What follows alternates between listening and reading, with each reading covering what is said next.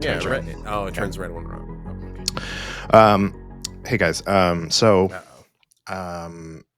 have something serious to talk about, and I figured this time would come eventually, but I figured it would be Connor doing this and not me. And I just want to apologize. So I'm a member of Vox Cascadia, Kill Team Cascadia Tabletop, and I represent myself in a specific way. And it came to light this week that how I've been representing myself is no longer true. I know that a lot of people look up to me. I know that I'm a pillar in the community and the orkiest guy and I can no longer claim that title.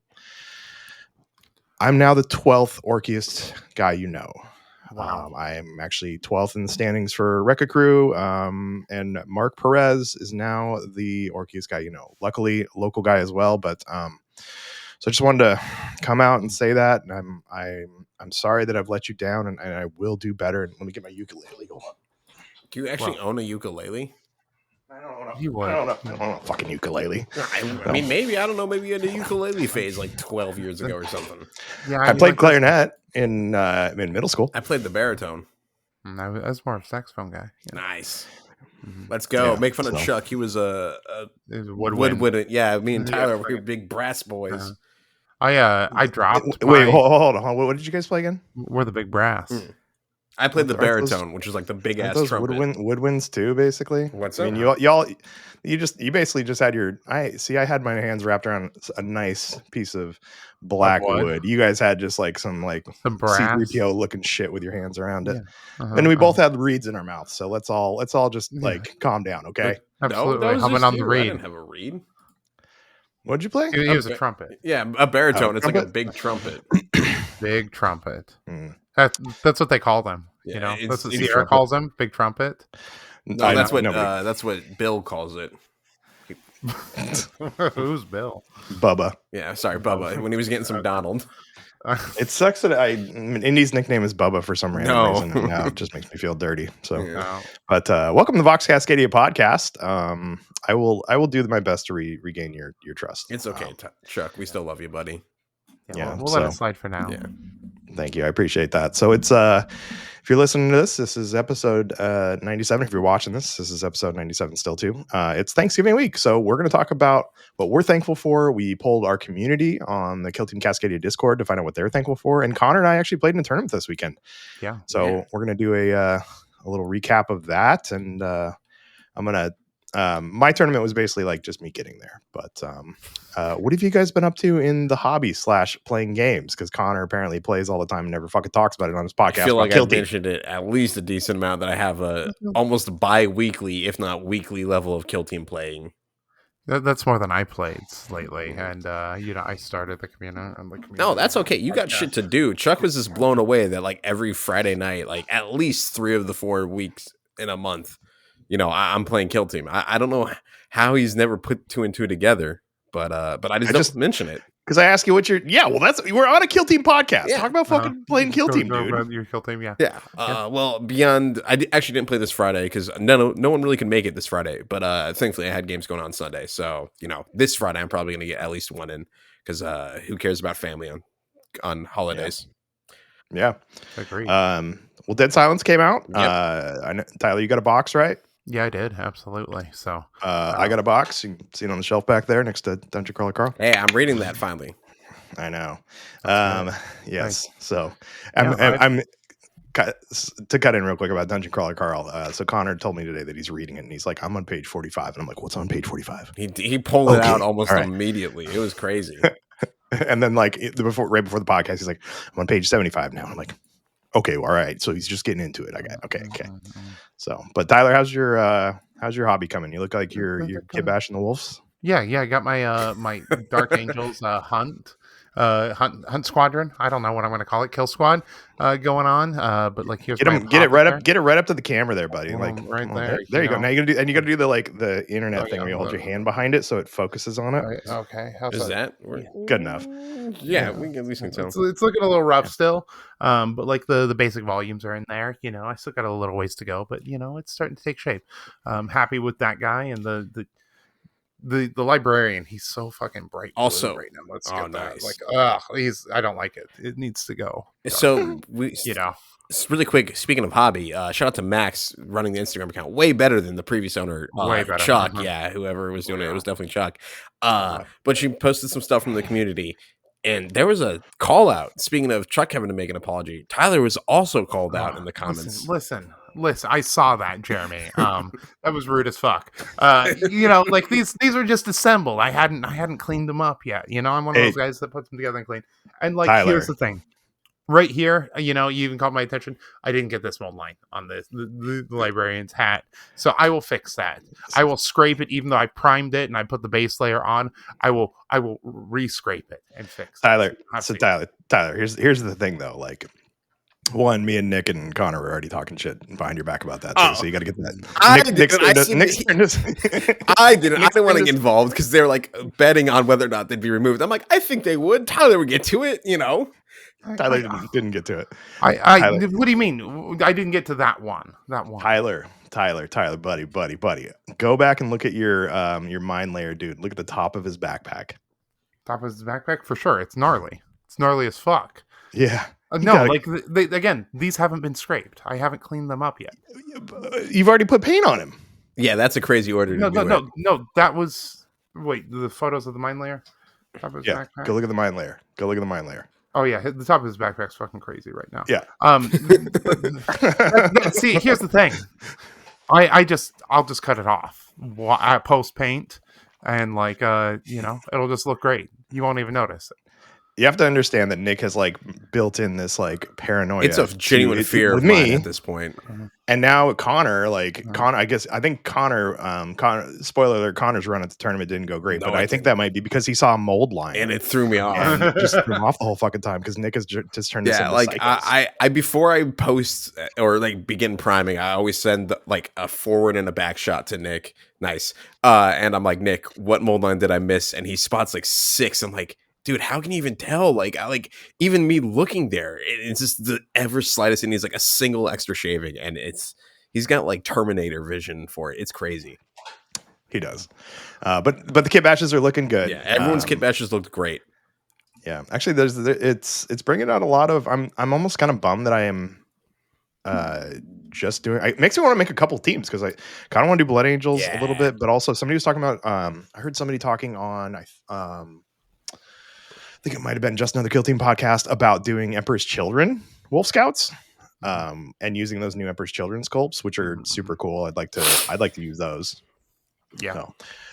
So yeah, but I'll probably just stick with the one team unless I like fall in love with them or something. But yeah. So I mean, maybe we're gonna get a new Death Company at some point. Did you see that there's rumors that the next box for the next season is Blood Angels? Yo, So if we get a proper Blood Angels team, we talking for big Warhammer or for Kill Team? Either one, you know. Oh, just that you guys may actually get a proper Death Company at some point. So that'd be great. Cool. That'd be really, really cool. So I'd love to see that. Yeah. So, and Connor, your Wolf Scouts are taking shape, and you got your last guy in the mail today. Yes, I did. I got the guy. He's been clipped out and washed because he's resin, but I've got him ready, so then I can get the team all set, which is nice because I've just got to do hazard stripes and then the washing on them and figure out what basing material to do for all my Iron Warriors, but they're going pretty well. Nice. Oh, yeah. Well, and Tyler, you're not the only person that Jeremy Spake gave shade to about their. He gave shade to me too for my kit bashing. I mean, it was very courageous. Your kit bashing was a head swap, Chuck. Was that? I mean, an arm too. Okay, sorry, I didn't realize. It was pretty. That's really out there for you, man. I'm proud of you. Yeah, maybe one of these days we can get him to actually like clip an arm in half to like get like a slightly different pose. You know, I think if we all teamed up, like we could create some really cool models. I'll kit bash the model. One of you will trim all the lines, fix all the shit that I miss. Then we give it to Nick to paint. And then we'll have one Golden Demon level model. You know? So I'm trying to find the photo of it. I end up I just did one. I actually just did my last one of the warriors, because I'm doing one of the warriors, and I did it out of a Phobos. I'll drop this in the chat. Let me see if I can actually remember to put this on the fucking stream too. Let's see where we at. 9 minutes. All right, I'm gonna make a note. 10 minutes, but it's closer to 10. Sorry, I just wanted to make sure note keeping's good.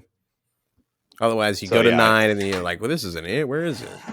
Yeah, no, and especially when I'm hunting around. So here, I'll drop the photos in the chat for just real quick, because I actually did I had to cut off pieces of it, chest plate and stuff. Oops. I'm proud of you. That's yeah, no, that's actually meanwhile, I'm the fun of Marines, at least for me, why I've been having so much fun with the Iron Wars is just because you get to cut up bits so easily, and there's always good replacements, which is very fun because there's plenty of scale stuff compared to a lot of human scale models or AdMech Skitarii stuff, which is nice. It's great just to have endless amounts of bits for Marines.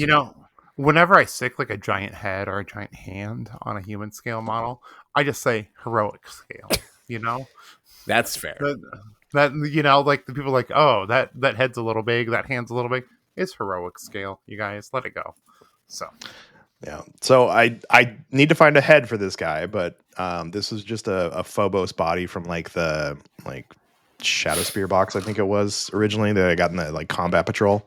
But I had to shave stuff off the chest. I cut off. I was gonna do the old pistol. From?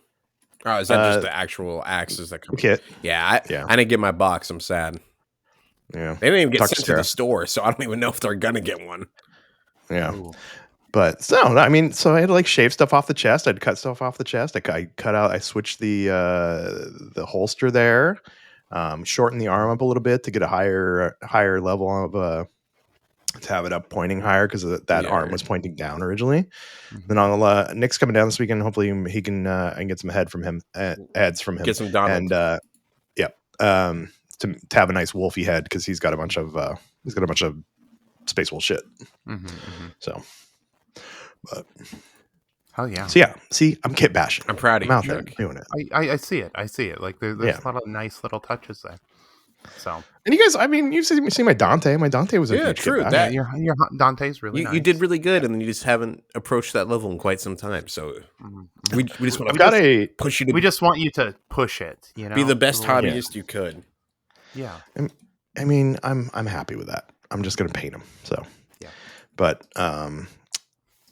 yeah, so do we want to talk about the tournament this weekend? Because Connor didn't do good. The deep dive last week, and then showed up on the table and made sure that they're not getting nerfed for a while. Yeah, you're welcome, Tristan. That was for you. That was definitely intentional. It's all for you, Tristan. Yeah. I got a tie in the first game against good old Max from Seattle area. He's always a great opponent. Always love playing him. Yeah, absolutely. He was playing some Plague Marines, which was fun, and then I was feeling pretty good. I felt like I was in the lead, and then I critically misread a ploy. I forgot that the reroll everything outside of 5 was only in fighting, because I pushed my plasma gunner up to try and take a shot on his leader. I'm like, we'll blow this guy to hell. And then I rolled all 1s and 2s. So, yikes. That's no bueno. No bueno at all. Were you in the storm at least, so you weren't rolling hot? No, but my guy was at 5 health and poison, so I knew he was going to die. So it was here's this last thing. He'll go out on Blaze of Glory. Did not go out on Blaze of Glory. Thankfully, didn't take hot damage, but he immediately got killed after. But it was a great game. I got lucky in the pack leaders get back up on one thing, because he killed my guy on an objective that could have netted him 3 points, and I just stood back up and said, no, we're still tied. So that's cool. Then what was your first game, Chuck? We'll just go in order together. So before I got to my game, the hardest part of the day was the 24 hours leading up to it. So so that's more my story. My games were fun too, but so I stayed over at Jenna's. We did Saturday night. The tournament was on Sunday. I was over at Jenna's. We did Thanksgiving with her family, and she's got a foster rescue right now. She's got a sweet little pit dog named Maybelline. Okay. And Maybelline has some big separation issues. So we had she's about a year old, probably. She's a very, very sweet dog. Not really housebroken yet. Jenna's really working on that. And so, I want to get a good night's sleep. So Nick was bugging me and Connor to go to bed early so we can get our 3-0 win and get into the invitational. Mm-hmm. So I think we went to bed at 10. Maybelline slept till about 1 and had to get up and go to the bathroom. So Jenna takes Maybelline out to the bathroom. I'm laying in bed sleeping, and Maybelline, she sleeps in a laundry basket. She doesn't sleep on a bed, like a dog bed or in a crate or anything. She like, her safe space is a laundry basket, so she sleeps in a laundry basket. But she wouldn't get back in the laundry basket. She wouldn't go to sleep. So Jenna takes her downstairs, and Maybelline loses her fucking mind. And this is like 1 o'clock in the morning, and Jenna lives in a townhouse, and Maybelline will not stop barking. She's just, and it's not even like barking. It's like little like yippy, like yelling. I've got some audio for it, so you can hear what happened for about an hour and a half until I ended up getting up at like 2:30 and just driving home back to Vancouver. Ooh. So here.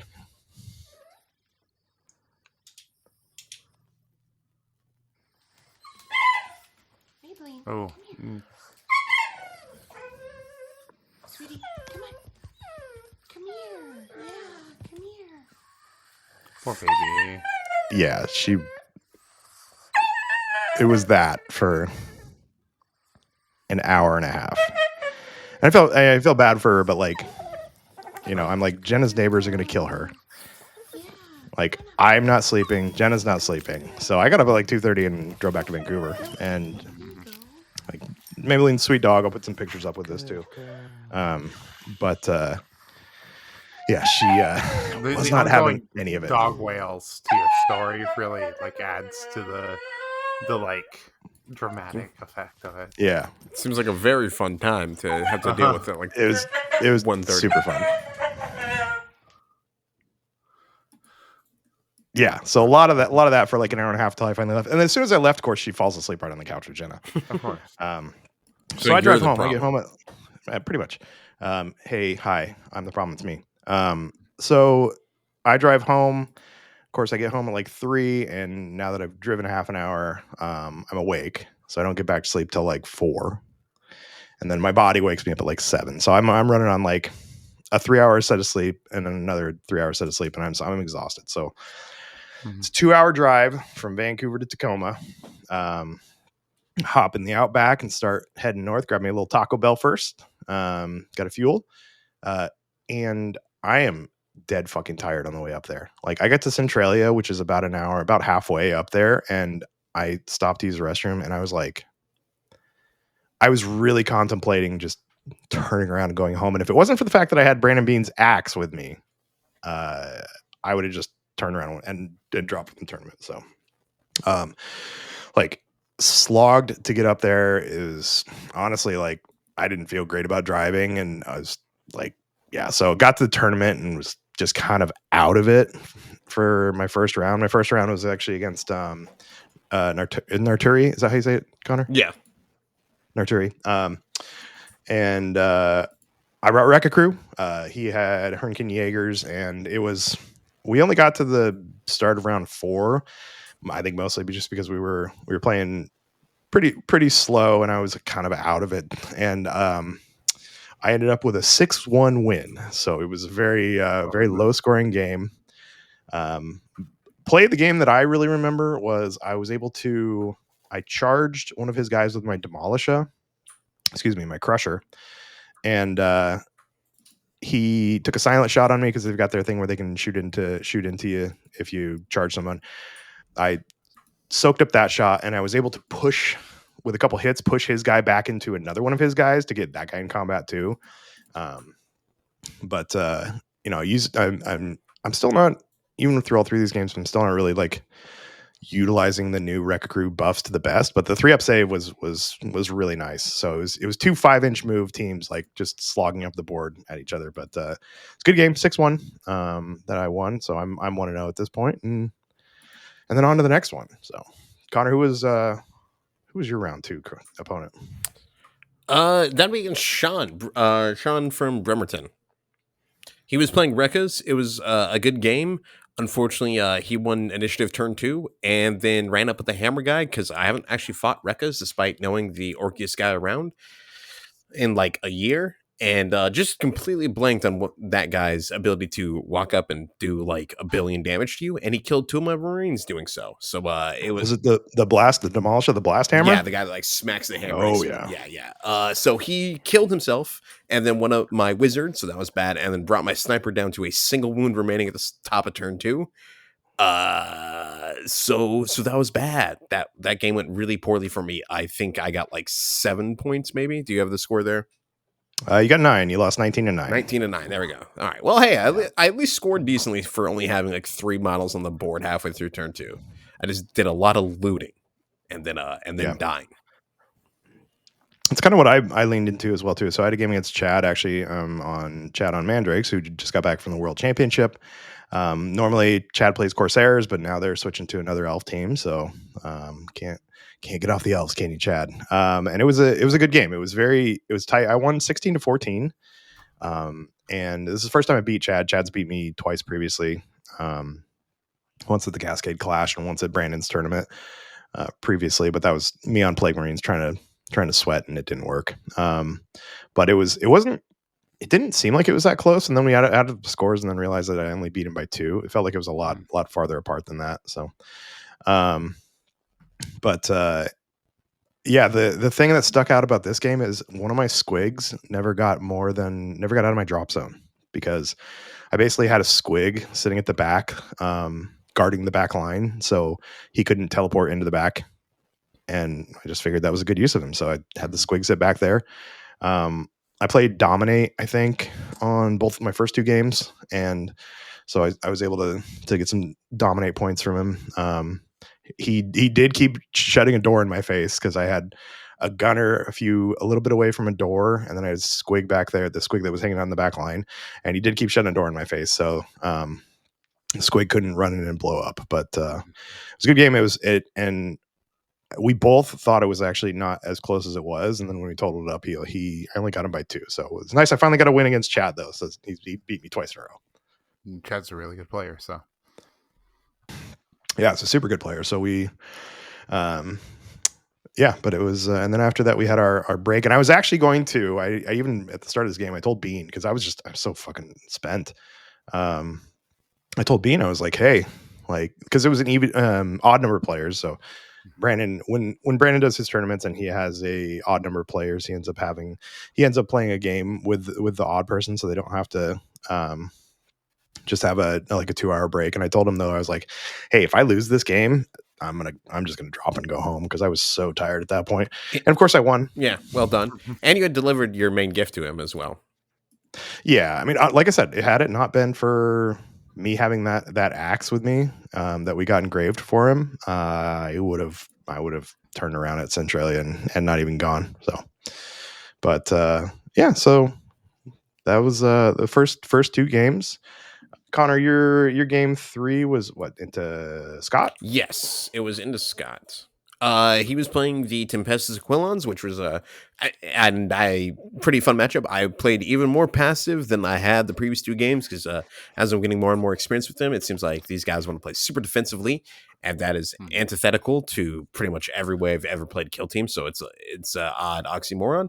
Unfortunately, he still does out activates me and was able to melt to me. Brightside leader gets back up with 1, and I healed him, but just unfortunately kind of lost initiative turn 3 or 4, which could have been like a potential triple kill for me, and so that kind of swung it a little bit just to his favor. I think he got me, you have the score again, but I think it was a much closer game than my game 2, but a nice victory to Scott. It was a very fun game.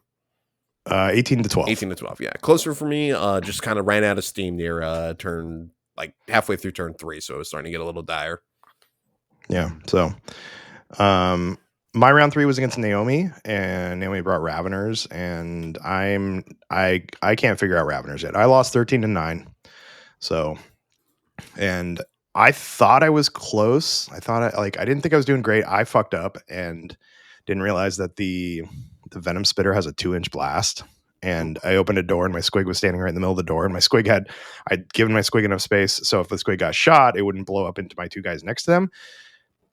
But they were just outside an inch, which means that the 2-inch blast caught both of them. So then at that point, my leader and one of my gunners, my leader and my demolisher are poisoned. I feel like I played pretty good in spite of that. I feel like I've had moments where I've made dumb plays. I did this at LVO a couple years ago where I was playing Casterkin and got nuked on turn 1 and still kind of slogged it out to only lose by a little bit. I played Plant Banner and took my banner guy to the mission was Reboot, I think. And just took a banner guy to the opposite side of the table and sat on the banner with one of my orcs. And I thought I was in a pretty good position, and I did some stuff in the wrong order. I should have charged my squig into one of her Raveners, and I didn't, and I took a shot with somebody instead of charging the squig, and then where at one point there was no Raveners, all of a sudden there was 3 Raveners. So and like kind of at the end of her tunnel, and just kind of ate orcs for lunch. And so how does an orc taste, do you think? Like mushroom. I mean, right? it's you know. Does that mean biomass. Chuck could eat an orc and it would still be vegetarian or vegan? Yeah, it'd be vegetarian, vegan. I mean, like I actually debate that because like it's sentient, you know, like it wouldn't be. Plants have feelings too, Tyler. True. I can talk to the trees. I'm a druid. Or the Lorax. Yeah. So yeah, but I also like I was kind of at that point I was just kind of over everything and like got really down on myself after I got caught on that blast. You just sucked, like you know, like you're like, oh man, I suck. It sucks. I was in that like dumb headspace where I'm like, God, Chuck, you're so fucking stupid. Like, Charles. That's the worst, honestly. Yeah. You know. And I actually even reached out to Naomi afterwards to apologize if I was a bad opponent, because she was very gracious with like, because there would have been a couple more gotchas that they were like, hey, by the way, don't forget I can do this. And I was like, oh, okay. So I did let her move her tunnel a little bit at the end, especially since they gave me a bunch of takebacks on like dumb things I was going to do, which allowed the 3 Raveners to get in my backline. But great opponent. They went 3-0, and this is the second time they've gone 3-0 too. They already had their basically ticket to Brandon's Invitational. So I went 2-1. Connor went 0-1-2. So 0-2-1. 0-2-1. Sorry. I would love to have gone 2 ties. What would an event be without Connor making at least 1 tie? Exactly. Right? Usually the 4-round ones. Though. Yeah, normally it's 4 rounds, but occasionally they drop down in the 3. Like I said, my main goal of going to Worlds is, since Tristan's also going, we somehow match up into each other and I just tie. My goal is to have the most ties at Worlds possible. Tie everyone. Yeah. Nothing else. Just fuck up the standings so hard. Win by ties, you know? In second place, it's Connor with all ties. All ties. Just make the entire event a nightmare for everyone else there, because I keep screwing with standings in weird ways. Yeah. I love it.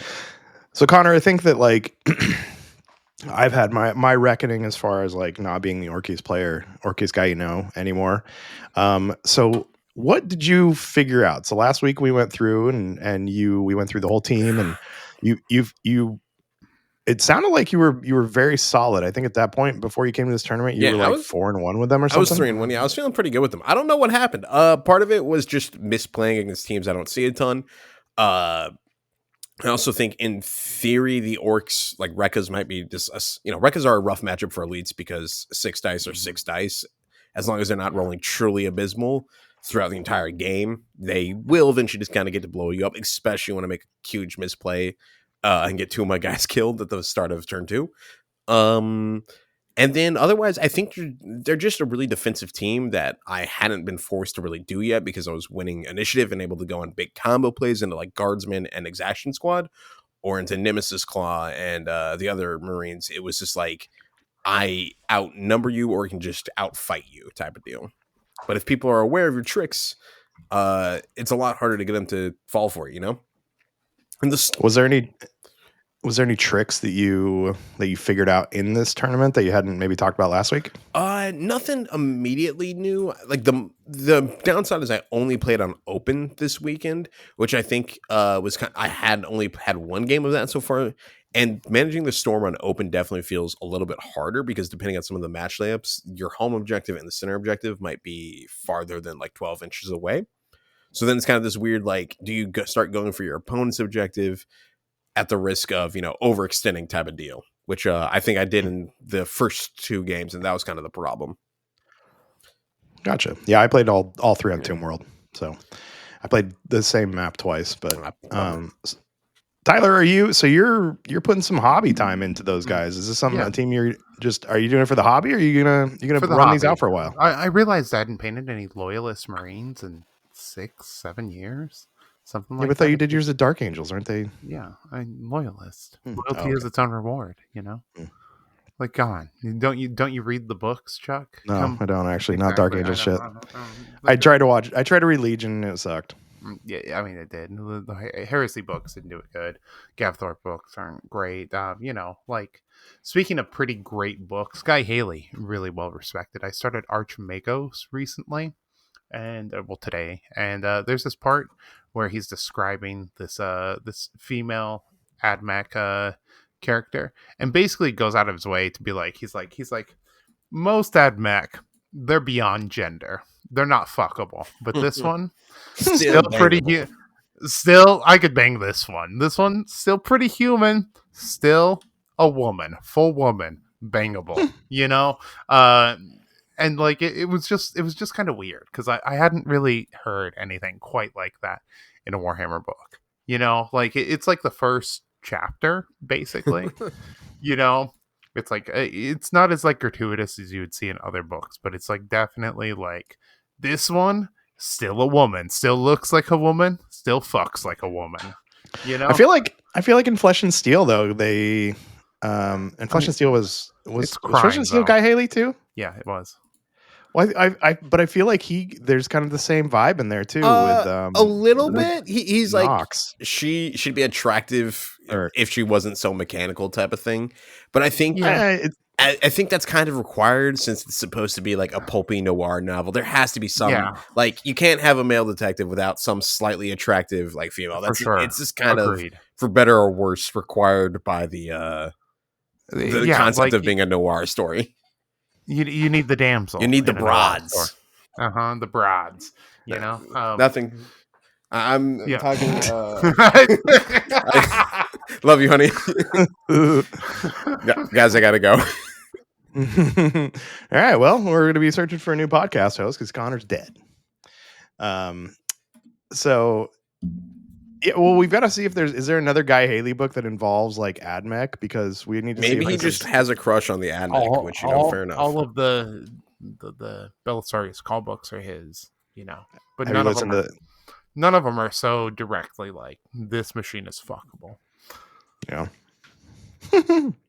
But like I'm here for it. Like I want more fuckable machines, more fuckable demons. Be direct with it. Let's go back to the Ian Watson period. Is there something from the Ian Watson period that stands out that you maybe in the spank bank for you? I mean, like the whole thing is like pretty. Have you ever read any of the Ian Watson stuff? What books has Ian Watson done? He did Draco. He did like the Old Inquisitor series. And like GW reprinted them, and they had to put like a warning before it. One of those like this was written at a different time things. No, like they're like, I don't know, this Inquisitor may be crazy. I don't know how reputable this Inquisitor is because like this doesn't make any sense, But like there's like Space Marines fucking and stuff like that. Like the old books are really wild. The older you go, the more wild they get. I mean, I just Googled Ian Watson, and the first Reddit post that comes up is, I read Ian Watson's Space Marine, and I need a hug or something. Yeah. Oh, absolutely. yeah, because like that was written. It's one of the few books Black Libraries like said is no longer canon, which like they've done for like I think 3 of the multiple hundreds they've published. Yeah, absolutely. Some of those old books like don't age great. But like that one like it's from a different time for sure. Different he's definitely like working out some fetish stuff in that book. I mean, plus the book was published like 93. Like that's still second edition 40K. They didn't really nail down what they were trying to do with the setting yet. That was like the first series for Warhammer ever, and they just kind of let him do whatever. So yeah, but you know, like I support more horn in our Warhammer, you know, like but like let's balance it out. Like, you know, like why did he have to go? They're beyond gender, but not, you know, this is fuckable. They're beyond gender, but still really fuckable. You know, like that could be how they went with it, you know? Like just get weird with it if you're gonna do it. Tyler, why don't you write your Black Library novel? What would your so Ooh. Tyler, I'd write a Warhammer crime book is Okay. what I'd write. You know, like it would be like a maybe it'd be like ex Astra Militarum, you know, he'd be like a deserter who's hiding out on a world, you know, and he'd be like he'd be using his skills as like a private eye, you know, to like track down people, you know, bad guys. Like relatively in the Warhammer world, because he's obviously a criminal. He's on the run, probably a heretic a little bit, you know. So that'd be it. He'd have a gang, a family, if you will. You know, they all have different skills. He'd have like an archmagos, you know. Are like, you just maybe making a renegade? Fast Ocean's and the 11. Furious, but in 40K? No, it'd be A a little family. more. It'd be more like a Burke-ish, you know. Like if any of you guys have read the Burke novels, No. Incredible. I highly recommend it. Got one of my buddies reading them the other day, and he's really liking it. So they're good. They're really good. So, like Andrew Vax, probably one of my favorite authors ever. Writes like incredible crime novels. Burke series is incredible. Some of it takes place in Portland, and like you really get like a feel for the Pacific. Oh, that's Northwest. The way that he like writes places is like second to none. So,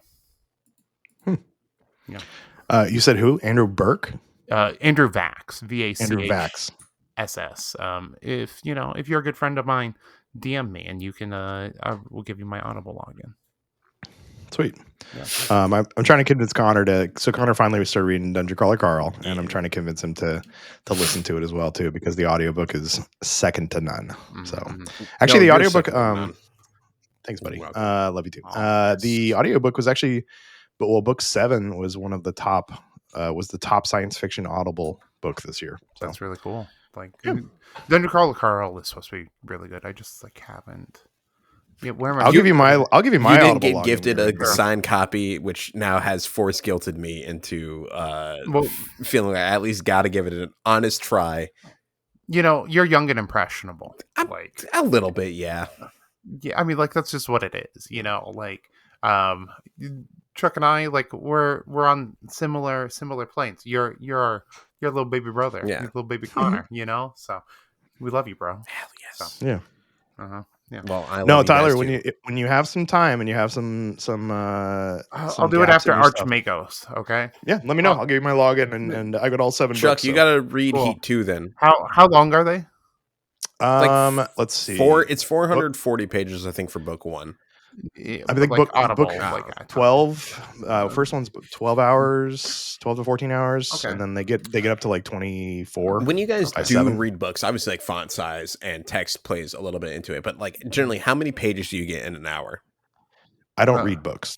Yeah, I haven't read a book in a long time. I'm just curious. I used to. Oh, go ahead. Read at like 12 to 1600 words per minute, like at a pretty like stable reading pace. Like my peak reading speed was like way higher than that back in the day when I used to read a lot, but like I can't, my brain's fucked up now, you know? Yeah, I'd burn through like a couple 100-page book in like an afternoon. Yeah. But now I read about, if it's like a 12-hour audiobook and I listen for an hour, I've listened to an hour of it, because because like listening is obviously Elemental Council, I listen to it like 1.2. So yeah, like the first Elric book took me 30 minutes to finish, and I think that was like 160 pages or something like that. So yeah, I've got adult ADHD now because of the thing you're seeing me through, or maybe listening to me on. So yeah, and brain damage and drugs. Yeah. So drinking but problem. Shut up. It's only a problem when you don't have a drink in your hand. My problem is my vortex is empty. That's so. what I. You guys see that Rogue just closed, like bam, Yeah. gone. That's kind of crazy, you know. Like I heard. I'm not Tyler, surprised. have you seen the ad, the famous like ad for an IT guy that Rogue did? No. Oh man, this is like internet famous. Um, let's see, Rogue Brewing IT. There was this is a posting that they posted on like Craigslist. So I'll just send you the link, but it's basically I'm like looking at it right now. it's like the cringiest thing. This like blew up like Reddit This for a is while, I guess, not too. a $50K plus position for an IT manager. What are you talking Yeah. about, bro? If you need that kind of money, please don't apply it. What As that'll waste a lot of time. like, here's the thing. Maybe when I first getting my associates after 2008, the economic crash and stuff, that would have been okay in the Midwest, but in fucking Southeast Portland, Yeah. like fucking, I don't know, man, like early 2000s, like you fucking entry level job was paying 50K plus, like, you know, like. Yeah. That's rough. You know, I like in my part-time years, I make more than that. Like that's atrocious. If you're making less than $50,000 doing IT, send me a message, DM me. I can help you make more than that. You have to go look. You have to just go look this up because This it's is the whole crazy, post. dude. No, it's insane. It's It's wild. This insane. reads like one of those insane I San don't know. Francisco LinkedIn bros like shit. So IT is like a really here. I'm gonna gripe about IT for a minute, because like everyone in IT loves to gripe about IT. You know, the big problem with IT is like it enables all business to operate, right? Like you can't. Oh, Chuck he's like I'm fucking out of here while Tyler's ranting. Yeah. It enables all business to operate. You can't operate a business without IT. The second that your IT is gone, you're losing hundreds of $1,000s a day if you're any kind of business of scale. Yeah. Right. Like it is so detrimental, you know, like if you go down for a day, how much does that cost you? You know, but like ITs always seem as like a sunk cost, and they're always trying to reduce the pay and the hours and like find ways to cut corners in IT, even though it's the thing that makes modern business run. And like it fucking sucks. It's like the wizard slave paradox, you know? So there's my gripe with IT and why I'm a freelancer these days. Well, I heard Tyler going on a rant, and I figured it was time to go get another beer. But I heard the whole thing. So, Yeah. and I'd like to question you. Like, you said, if you're going down for a day, like, I mean, how long does it take you to go down? Is it like, and it's like $20 a shot load, right? A shot. I mean, what? I charge mine's more than that. Like fucking, those are amateur rates. You know, like that's like South 82nd. Connor, how much do you pay for blowjobs? I don't know how to respond to that. Here's the meanest trick you can ever do to someone, especially like if they get like a new girlfriend or something like that. My buddy did this to me forever ago with one of my exes. Okay, so he meets him and he goes, "Oh man, this guy's crazy." He goes, "This one time he paid $20 for a hand job from a stripper at this one club," and you can't deny it, because if you deny it, you obviously did it. You know, like once that implication is made, you'll never live it down. You know, you can't go, what can I do? You know, $20 hand job. Like, you're stuck. You're stuck no matter what you do. See, that's why you gotta like, anytime anybody says something that I want to deny, I just lean into it. So if your buddy's like, yeah, he paid $20 for a hand job at a strip club, I'll be like, I did not pay $20 for a hand job at a strip club. Okay, it was $35, and I didn't even finish. So definitely not worth the money. You just got to lean into it and make it even more ridiculous. I was just remember that next time. I was so caught off guard because I was reading the rest of the Rogue thing where they're like words that are banned, and then you hit me with that, and it just kind of broke my brain for a second. Yeah, what a crazy post that is. We should make sure that's linked. All right, make a note. Link in the description. Link to the Reddit post. I remember I interviewed for a job one time for IT. They wanted me 20 hours a week. Okay, and it was a full time, so 20 hours a week plus on call 24 hours a day. Okay, but I wasn't going to be paid for that 24 hours a day. 30-minute response time because it was local to me within driving distance. So I couldn't go out and get another job and something like that.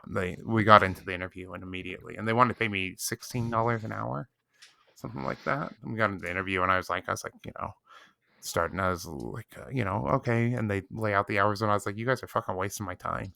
Get the fuck out of here with that. Like, no one deserves this job. Like, you're wasting everyone's time, including your own. Like, just fucking hung up on them. Fuck those jobs. Yeah, there's a lot of employers out there that just like want you for slave labor, basically. Yeah. Yep, absolutely. Thankfully, Chase Banks doesn't do that, right, Chuck? And because you're manager of the bank. No, Chase has treated me very well. Treats all our employees very well. There's a gun off frame. I am thankful for my job, though. Yeah, actually, yeah. My job, working for the man, working for the big bank is what's allowed me to be on vacation this week and for Thanksgiving. So, like I mentioned earlier, we're going to talk about what everybody's thankful for. Yeah. So, and as much as I bitch about it, I am thankful for my skills in IT. It's provided me with a career through my entire life. So yeah, solid money. What's a stank face you just made, Connor? Okay there? Oh, Lord. Yeah, don't forget we have videos. Yeah, so you can I know. see these great faces from Connor anyway. So dying scoop. But no, I am thankful for my job, and it sounds kind of lame, but it has changed my life. I was working at Blockbuster making like hardly any money. I had a ton of debt. I didn't have a home, and working for the man, working for Big Bank has changed my life in a lot of different ways. And I probably honestly wouldn't be here with you guys right now if it was not for like a lot of changes I made. One of those is including my career. So I'm thankful for you guys. Yeah. Like, I'm thankful we get to chat every week, honestly. For like real. Yeah.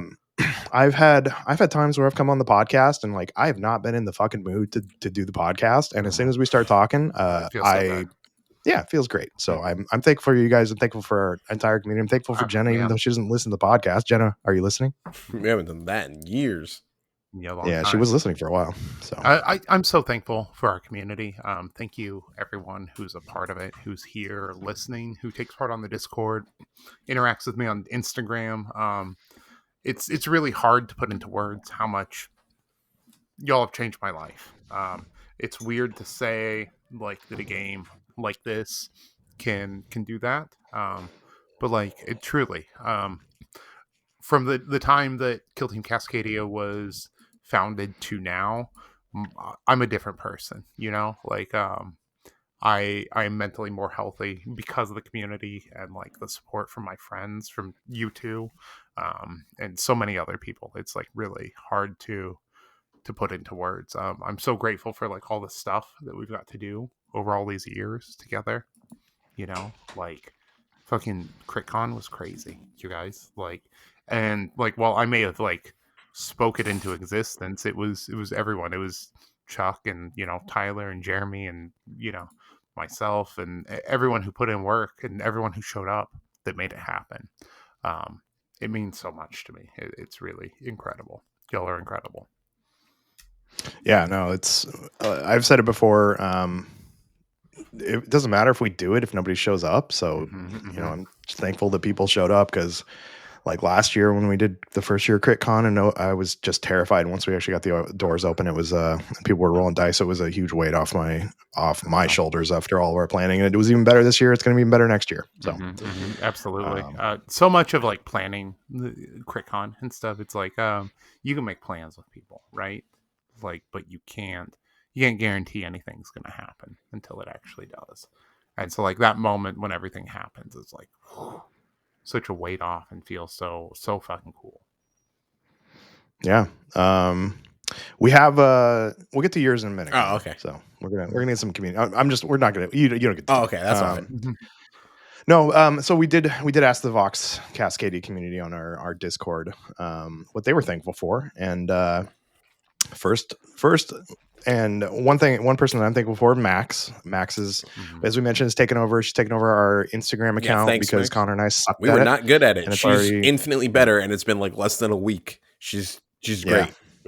2 thumbs Yeah, up. so was a huge help at CritCon as well too, and I'm thankful for the friendship that I've been able to grow with Max. Like, you know, especially we got to hang out a lot at CritCon, and I've talked a lot more since she was on the podcast, and so thankful for her help with that. And Max is thankful for her wife. So, For sure. Christina's amazing. So. She is. She's pretty awesome. I got to hang out with her at CritCon as well too. Hoping I think they're going to be down in a couple weeks. So hopefully we'll get to meet up with them. I'm trying to get her down for a couple weeks for a job. So cool. Fingers crossed. You know. Well, don't forget the free work she's doing for us now. Come on, that's how capitalism works, Tyler. We got to get the slave labor to do stuff for us. Oh, is that what this is about? I mean, like we're not a cult, you guys. So that's all you guys have to remember about us. We Kill Team Cascadia is not a cult, despite any allegations. Yeah. It's all about monetizing this. It's all about. It's not about like the good we're doing. It's about getting your fingers in every little pie, so you can monetize it, and then maybe you die by 1,000 cuts someday. So absolutely. Maybe one day we get onto the influencer list and we get some free stuff. So we'll see. Speaking of, I do have to change some rules related to that. So because we're trying to get the good shit ahead of time. So I mean, some of our statuses have changed since last time we talked. So. All right. Tyler's the president. Yeah, it's coming out next week, work week. But Tyler's actually replacing JD Vance as vice, and then Trump is stepping down to go retreat to a Vermont bed and breakfast with Bill Clinton. Yep, absolutely. Very elaborate fan fiction. All decisions will be made through Games of Kill Team. Yeah. So I'm electing, winners of the top 15 ITC. You're all cabinet members. My cabinet members, nice. And we're fighting. And the thing is, we're not explaining the rules to the other people. We're just playing them. We're tabling them first time, and it's either get good or don't pass legislation. So, I mean, so Jimmy Kelly's going to be writing laws. Apparently, I think that's all right. I mean, no, I'm going to have actual people writing laws. Jimmy Kelly is my advocate in the Senate. Gotcha. He's going to be out there and he's going to be pounding down the senators. In Games of Kill Team. Add that caveat in there. So from the community, Sean Ross said, "My family, my career, and my friends, I love you all. I love this dumb game that brings us together, and going to Tacoma in 2023 changed my life." So I'm thankful for you too, Sean. We've been able to deepen our friendship over the past year or so, I think. Sean is a cool dude. Sean is one of those people that is changed over the years since I know him. Sean, I'm going to call you out on this. You were kind of a dickhead when I first met you. You were a problem person in our community, and we weren't sure how to deal with you. And to see you change and elevate yourself and be the incredible person you are, warms my heart. Love you, bro. So yeah, Sean's doing a lot of great stuff as far as Sean's trying to hook us up with some sponsorship. He's been talking to people about us. Sean's running his Clash tournament and really supporting his community up there, but also is the first person to sign up and come down to our stuff down here too. So and just a great guy and always willing to help, willing to give away bits or teams or whatever you need. So 100. Max also added same thing that Sean said, but with Tacoma 2021 instead of 2023. So, Connor, you want to interject? What are you thankful for? Well, obviously my wife. That's great. My cats and Tyler's cat right now because they're doing a funny pose. Those are great. Yeah. Obviously, Kill Team in itself has been a weirdly wonderful source of just friendships of people I would never have met if not for being Star Wars X-Wing is kind of dead. Let's see if this Kill Team game is any good. And the weird roots my life is taken because of that is obviously incredible. I'm glad that every Friday I get to hang out with Sean and Zarin and Grant and Sam and Max and Scott, all these other. Oh, also Scott who reached out and said he liked the last episode. Thank you, Scott. That was wonderful. I really appreciate hearing that. But just the fact that I have a regular thing I get to go to every Friday night and just play, if not Kill Team, we're hey, let's try a game of this 600 points of 40k because I want to use a tank tonight. Stuff like that's awesome. It's really cool to have just like a community of friends that you get to hang out with, and all know we're totally losers, but that's okay. Because we're all here for these stupid little plastic toys, and it doesn't matter how goofy this hobby is because it's led to great stuff. And then, Alejandro, Barry, Alex, Matt. See, there you go, Chuck. I'm naming names. Thank you. Got to name more names, I guess, to make sure people are known they're appreciated. One thing about the Kill Team community also is like, as you get to know people, like you'll be talking to them and you'll be like, oh, like, like outside of Kill Team, what do you do? And they're just like fucking awesome people. They're into cool stuff. Like the amount of genuine friends I've made, like not just like people I want to associate with because I'm playing tabletop games, but like real friends is crazy. Like just genuinely cool people. If you're listening to this and you're not playing Kill Team, you're not going out to your local club, go do it. It'll change your life.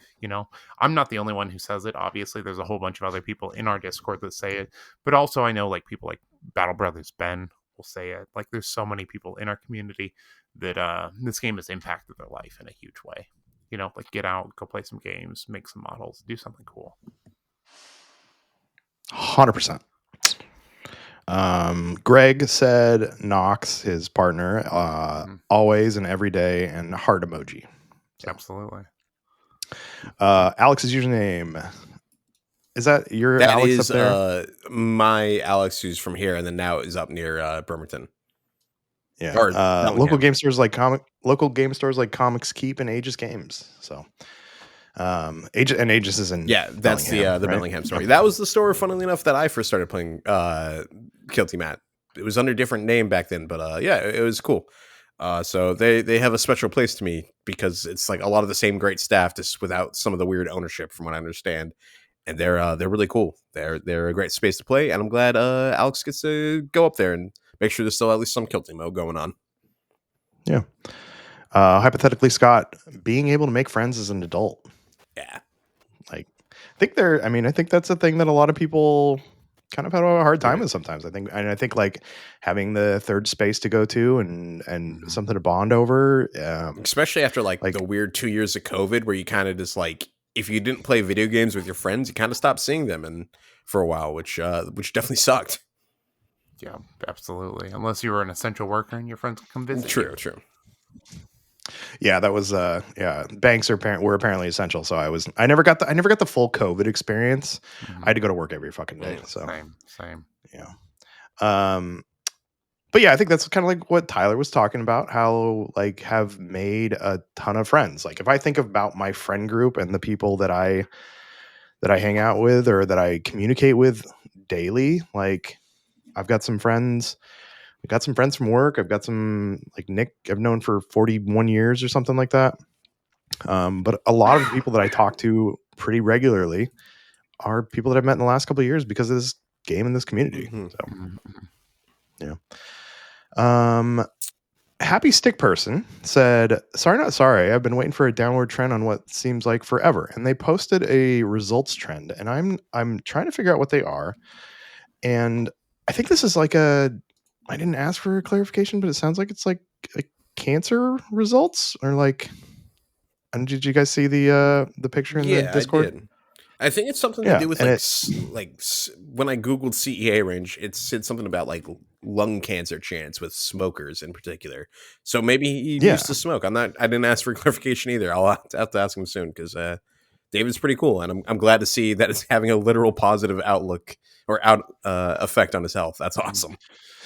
Yeah, so congratulations. That's awesome. And I didn't know what they were, but that's results like that are amazing. Like I went to the dentist today. I've had some tooth stuff going on, and this is nothing compares to like stuff like that, but I had like a good visit today and had some good positive results. So I can only imagine what it's like to have something even more serious than that. So they also said for friends I made ever since Grant invited me to this server, and Kill Team and 40K nerds are the best kind of nerds.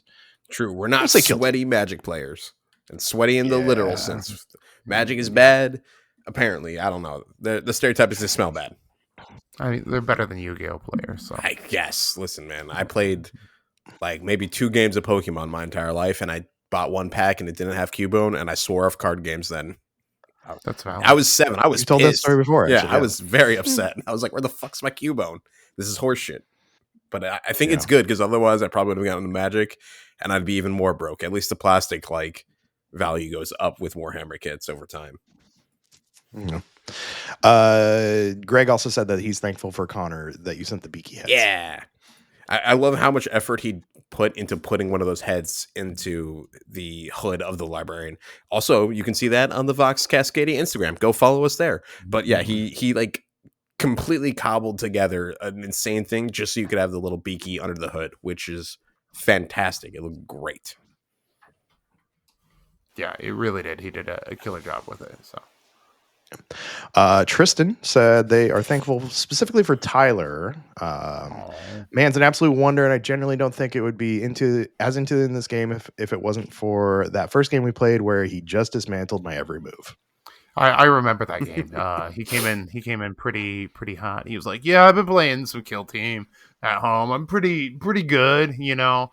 And I was like, "Okay, cool." Well, I was like, how do you want to play this? And he's like, give it your all. And I was like, all right, let's do this. And it was rough for him. And you could see it in his eye. He was hooked from that moment. I loved it. I love my friendship with Tristan and Meg. Two amazing people. Again, the people you meet through this game is just like incredible. Truly, like just awesome people. So yeah.